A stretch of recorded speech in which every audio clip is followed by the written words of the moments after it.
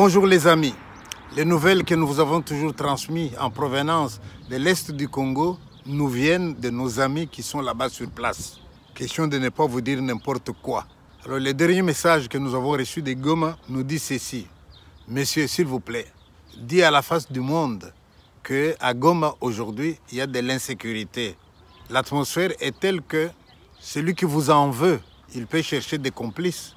Ils viennent chez vous et ils vous accusent d'être soit de l'armée congolaise, Muzalendo, soit FDLR. Il suffit de vous coller cette étiquette-là et vous êtes condamné. Il y a à Goma le mont Goma qui aujourd'hui peut être comparé à Golgotha. Si on vous prend, c'est par là qu'on vous amène, on vous tue et on vous jette dans une fosse commune. Ça, c'est les nouvelles qui nous viennent de Goma. Il faut que le monde sache que les choses se passent comme cela. Ce que nous souhaitons et ce que les gens de là-bas nous demandent, c'est de dire, ne nous oubliez pas. C'est vrai qu'il y a des tractations, mais en attendant qu'on arrive à la paix totale, il y a des gens qui sont en train de disparaître. Et ces gens qui disparaissent, c'est nos frères aussi.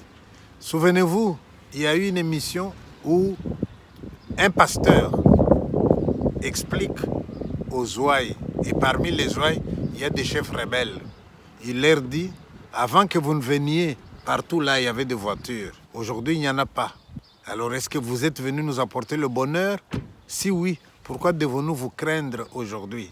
Et j'ai beaucoup aussi apprécié ce monsieur qui, en public, a osé prendre la parole pour demander aux chefs des rebelles qu'ils ne sont pas les premiers à arriver là-bas. Il a rappelé, en telle année, c'était tel groupe, telle année, tel autre groupe, telle année, tel autre groupe. Et tous ces groupes-là viennent soi-disant libérés. Alors on est libérés par les uns, et puis les autres viendront, c'est nous qui vous libérons, les autres, c'est nous qui vous libérons.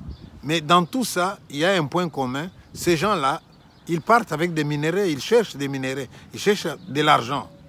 Et le monsieur, il dit, mais nous, les petites gens, qui n'avons pas de carrés miniers, qui n'y sont pour rien dans cet argent que les autres cherchent, eh bien, nous mourrons. C'est la mort qui nous attend ici.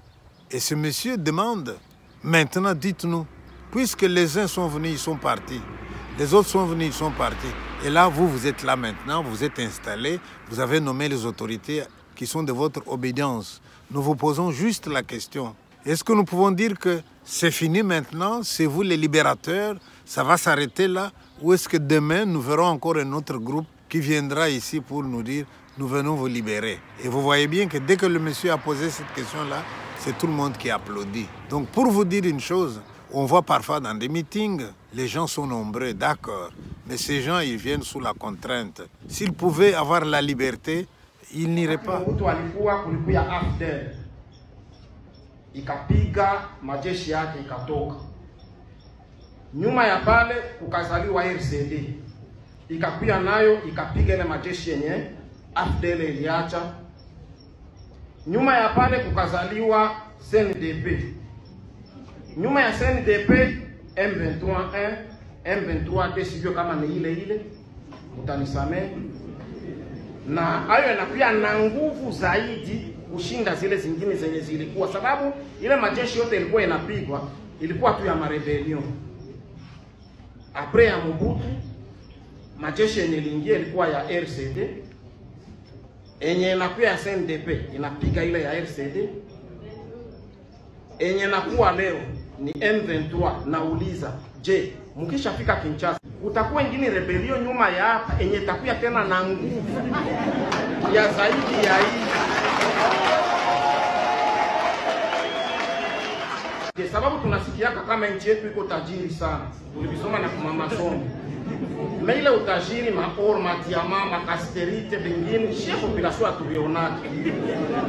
Sasa mkishafika kule benye balipata za kidogo ma ile maor makasterite manini banataka kuanzisha rebellion huko.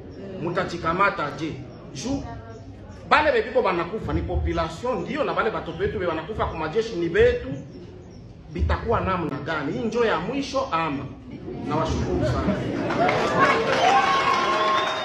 On m'a parlé aussi d'un truc de jetons. Les jetons, c'est quoi? C'est-à-dire on oblige tout le monde à faire les salongos. Et quand vous devez aller faire les salongos, on va vous donner un jeton. Mais les jetons, pour les imprimer, eh bien, il faut payer. Alors on va demander à XY de payer de l'argent pour les jetons. Et les jetons seront revendus. Parce que si vous n'allez pas et que vous n'avez pas les jetons, on peut vous accuser d'être Muzalendo, etc. Donc vous voyez, tout ça est compliqué.